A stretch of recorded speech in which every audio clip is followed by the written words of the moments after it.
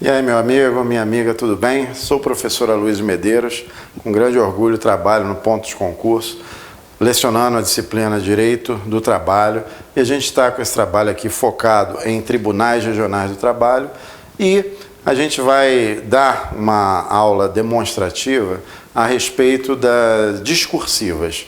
Qual é a proposta, qual é a ideia dos nossos coordenadores a respeito das discursivas em videoaula? Pode parecer meio paradoxal, meio esquisito, né?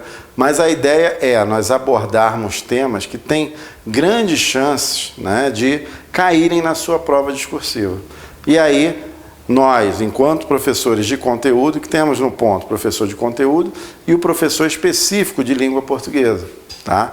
Professor de conteúdo vai passar aquela bagagem que você, a princípio, deveria abordar para obter uma pontuação integral. Mas a gente trabalha na aula discursiva, em videoaula, o quê? A análise de questões que já caíram e de questões o quê? Propostas, né, autorais, no qual a gente coloca alguma consideraçãozinha do que algo que tem muita probabilidade, uma probabilidade muito alta, né, de que venha a ser cobrada na sua provinha. Tá? Então, para te ajudar, a gente está fazendo esse curso de discursivas, para te ajudar na elaboração de uma prova discursiva. E é muito importante, tá? Porque a gente tem aluno aqui no ponto, né, alunos nossos, e só para citar um exemplo de um candidato que fez um concurso para o TRE e passou em 25º colocado, né, na prova objetiva. E ele contratou, né, o recurso, né, comigo para tentar melhorar a sua situação, porque na prova discursiva, veja bem, ele caiu de 25º para 288. Tá? Então, observe como uma prova discursiva é capaz de te tirar, né, da sua aprovação iminente, né, da sua contratação praticamente instantânea. Então a gente tem que estar antenado, nós concurseiros, nós professores, com os temas que possam vir a ser objeto de cobrança na sua prova. Tá? E no campo trabalhista, a gente está com, ultimamente, um farto campo em que temos temas atuais que possam vir a ser objeto de cobrança. Tá? Então, veja, um tema que eu procurei colocar para a gente enfrentar, ela diz respeito o quê? À terceirização. Tá? E terceirização seria um avanço ou um retrocesso? Observe como eu coloquei aqui na nossa proposta, essa sim autoral, mas que pode vir a ser cobrado, né? Depois aí tu me agradece, se for o caso, na sua provinha. Viria mais ou menos assim: terceirização, avanço ou retrocesso? Escreva um texto dissertativo em 20, 30 linhas, né? No qual você deve discutir o tema apresentado.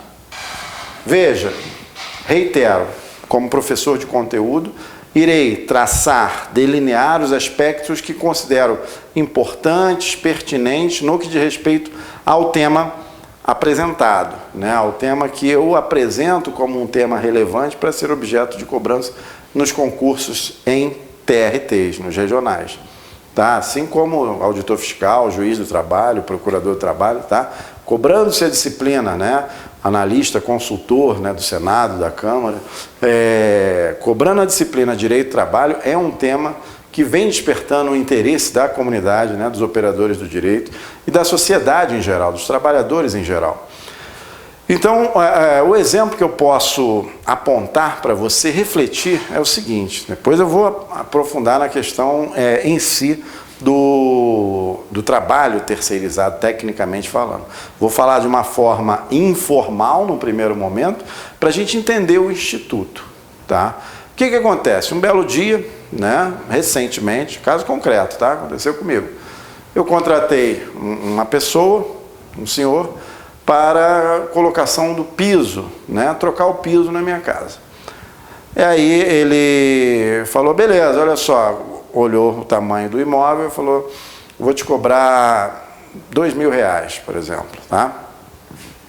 Aí, pô, beleza, quando é que você começa? Segunda-feira. Segunda-feira eu vou mandar o rapaz para começar a trabalhar. Aí eu, beleza, já sentiu o que ele terceirizou, passou para uma outra pessoa, que seria o prestador de serviço, tá?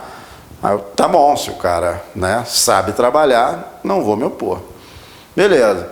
E aí o cara, o pedreiro, rapaz, jovem, seus 20 e poucos anos, começou a trabalhar, né? E todo dia ele ia lá na minha casa, né? Ia lá e pá, mexia mais um pouquinho, colocou na sala, colocou na cozinha e foi avançando com um serviço muito bem feito, de qualidade. E o tomador, né? Aliás, o prestador de serviço, o construtor, ia na sexta-feira para pegar o meu dinheiro, contava, né? E repassava uma quantia para o pedreiro, né? E eu comecei a fazer conta. Estava dando algo em torno assim de 1.400, foi um pouco mais, foi mais de 2.000, né? Estava dando por semana, fazendo meus cálculos, estava dando R$70 por dia que ele pagava ao sujeito. Só que para mim estava saindo a 140. Aí eu estou observando aquele procedimento. Então o sujeito ia lá, contava, e aí, Aloysio, como é que tá? Beleza? Tudo tranquilo? O rapaz está vindo direitinho, está gostando? Estou satisfeito? Beleza. Então o cara me cobrava, além do dia de serviço do sujeito, mais um outro dia de serviço, né? Só que para ele não fazer nada, para ele ir lá uma vez por semana e repassar aquele valor ao trabalhador. E aquilo foi me gerando um certo desconforto. Beleza, já tinha contratado, perdi, né? E aí eu resolvi fazer um quartinho de ferramenta, né? Fazer um laguinho, né? Lá nos fundos de casa. E aí eu pensei o seguinte, falei, poxa, cara, eu fiz as contas aqui, quando ele estava concluindo a colocação de piso. Estou fazendo as contas aqui, você ganha por dia R$70. Não é isso? Aí ele, sim senhor. E o construtor ganha o equivalente ao seu dia, para não fazer nada. Então isso representa dobrar a minha despesa, sem que você se beneficie disso, sem que você que está trabalhando, que está dando o seu suor aqui, ganhe nada com isso. O que você acha de eu te pagar R$100 por dia e fazer a contratação direta com você? Aí ele, por mim está ótimo, melhor ainda, porque eu vou aumentar, né, em 30% a minha receita quanto ao meu dia, e é para o senhor que eu trabalho mesmo. Eu falei, beleza. Então, esse exemplo concreto que aconteceu, né, isso evidencia o quê? O quão nocivo é a terceirização. A terceirização muito defendida, é claro, né, pelo presidente da Fiesp, pelo presidente da Câmara dos Deputados, entre outras autoridades, que são o quê? Potenciais empregadores. Interessa a quem isso? Veja, eu, enquanto tomador do serviço, estava sendo prejudicado porque estava pagando a mais por algo sem que o empregado se beneficiasse com aquilo, né? O empregado também estava sendo lesado. Quem que estava se beneficiando? O construtor. O construtor que estava simplesmente intermediando aquilo ali. Então a terceirização é um modelo que surgiu não agora, já há muito tempo, no qual certas empresas, né, certas pessoas jurídicas, e às vezes até uma pessoa física, né, uma pessoa natural, utiliza-se para intermediar essa mão de obra, precarizando aquela mão de obra e ganhando justamente como? Através do achatamento do salário, do repasse. Ele vai viver o quê? Como que mal comparando, um parasita que vai drenar o dinheiro do tomador de serviço, né? É fato. Enfim, é o meu posicionamento do que eu penso a respeito de terceirização, que para mim é sinônimo de precarização.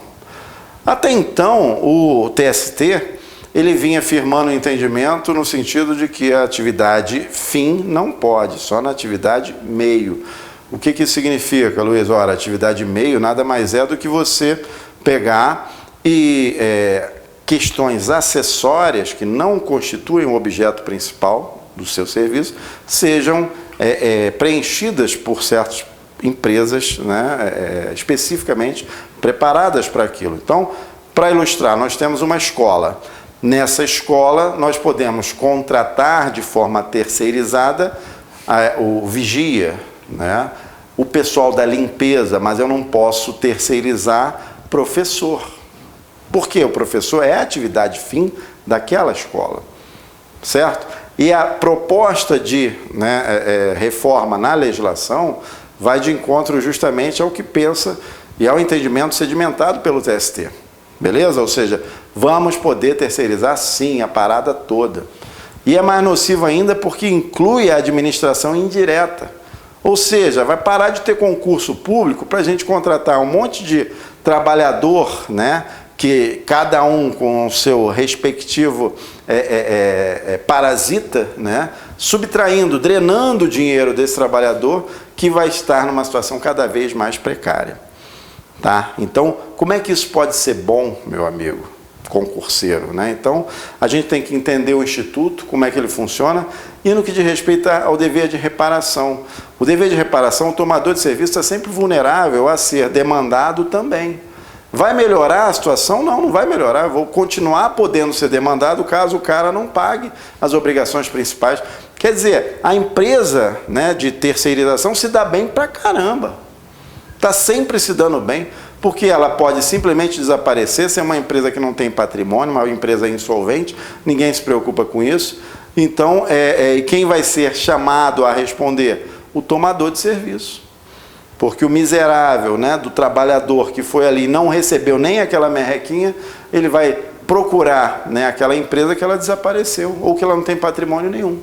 É por isso que a Associação dos Magistrados do Trabalho, o Ministério Público do Trabalho, o Ministério do Trabalho e Emprego, todos esses entes são contra a terceirização. Ah, mas a gente tem o presidente da Câmara, o presidente da Fiesp, enfim, os empresários são favoráveis. E de preferência os empresários o quê? Donos de empresas prestadoras de serviço. Tá? Então nós temos o quê? Um retrocesso. Eu acho que essa é a posição que deve ser defendida por você na sua prova, um verdadeiro retrocesso, e o princípio da vedação do retrocesso não admite esse tipo de situação, porque ela é extremamente desfavorável ao empregador e ao tomador, tá? Que fica num risco e prejudica até você, concurseiro, tá? Porque haverá, inclusive, contratação na atividade fim. Vamos imaginar, Banco do Brasil. Ah, vamos arrumar então, ao invés de fazer concurso, vamos arrumar uma empresa prestadora de serviço de mão de obra de caixa. Eu vou, ao invés de fazer concurso para selecionar o cara para trabalhar como caixa no Banco do Brasil, né, ganhando aí 2, 3 mil, eu vou contratar uma empresa, né, no qual o sujeito vai receber salário mínimo. Mas o dono daquela empresa, né, vai receber muito mais. Tá? Então, observe a gravidade da dimensão desse projeto apresentado. Isso aí é bom para quem? Né? Para o trabalhador que não é. E outra coisa, né, que se agrava, que salta aos olhos. A regra, o bancário, esse exemplozinho do Banco do Brasil. Tá? O bancário, ele é defendido, os seus interesses são defendidos por quem?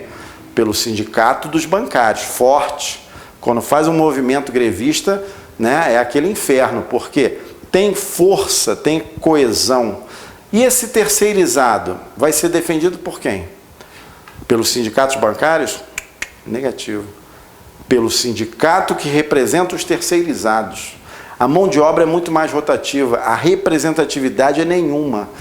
Ou seja, este empregado miserável vai ser explorado, vai ser drenado completamente a sua possibilidade de ter um salário sequer comparável daquele profissional que trabalha no banco, do lado dele. Isso é bom para quem? Né?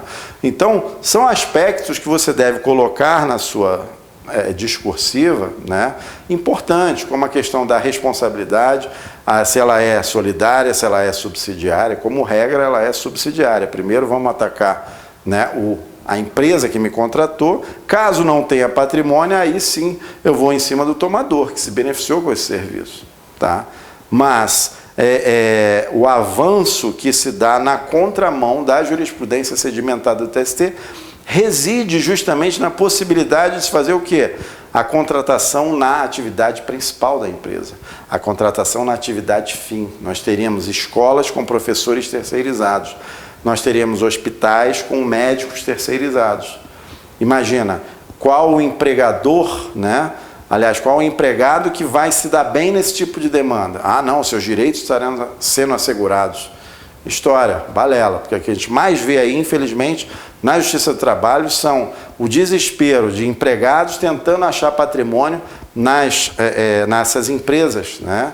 E quando não acha, depois vai iniciar uma lide contra o tomador de serviço, né? Que vantagem que tem para o trabalhador. Então, veja, esses aspectos políticos e jurídicos nós iremos enfrentar. Rapidamente, repassando aqui, vou chamar a atenção do que é terceirização. É uma empresa, o conceito de terceirização, a empresa prestadora de serviço, é contratada por uma outra empresa para realizar determinados específicos serviços e vai empregar e remunerar aqueles seus funcionários. E uma outra empresa que vai tomar. Não há vínculo empregatício entre a empresa contratante e os trabalhadores da prestadora, desde que não haja a subordinação jurídica, tá? O que é muito difícil na prática. Acaba que o empregado da terceirizada acaba recebendo ordem do tomador. Isso descaracteriza essa terceirização, tá? E acaba gerando vínculo diretamente. Então, para que a gente tem que ter intermediação se acaba, de fato, gerando-se o vínculo direto, né? Então, são críticas apontadas pela doutrina que, claro, que não são sanadas pelos que defendem esse tipo de projeto. Seguindo, a súmula 331 do TST determina que no Brasil a terceirização deve ser dirigida à atividade meio. Essa súmula que serve de base para que os juízes, né, e o MP do Trabalho admitem, né, o serviço de vigilância, conservação e limpeza. São os serviços ligados à atividade meio, desde que não tenha a pessoalidade e subordinação. Só que a terceirizada vai deixar aquele faxineiro sempre ali. E acaba que o tomador, por exemplo, o diretor do fórum, né, tenha e exerça a subordinação, a contratação, o poder de direção sobre aqueles terceirizados. Tá? Então a gente verifica o quê? A terceirização, além de nociva, ela é extremamente o quê? Desvantajosa, tanto para o tomador quanto para o empregado. Só beneficia quem? Aquela empresa de terceirização. Ok? Então esses são alguns aspectos importantes. Os pontos polêmicos do projeto de lei poderiam ser salientados, né, pelo candidato. O principal deles diz respeito ao quê? À atividade fim. E o poder de fiscalizar, a representatividade sindical. Chamei a atenção também de você, concurseiro, a possibilidade da administração contratar diretamente os terceirizados em vez de abrir concurso.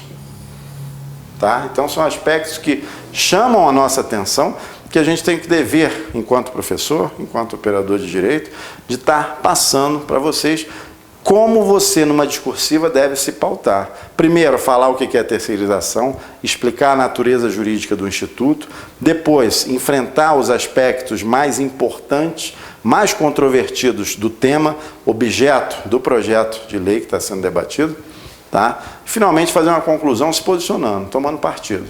Há quem entenda dessa forma, há quem defenda, há quem seja contrário. Eu sugiro a você, com toda sinceridade, descer o pau, ou seja, falar que constitui um verdadeiro retrocesso. Esse é o entendimento dos tribunais. Esse é, sem sombra de dúvida, o melhor entendimento, ok? Esse curso, né, de discursivas é um curso a ser oferecido pelo Ponto dos Concursos e a gente conta com você aí, né, prestigiando, né, e futuro colega, né, entrando para servidor da Justiça do Trabalho, para trabalhar aí num tribunal do trabalho e defender naturalmente o que o ensino, né, e a realização de concurso público, fazer da forma como determina a nossa Constituição nesse sentido, ok? Grande abraço, até já.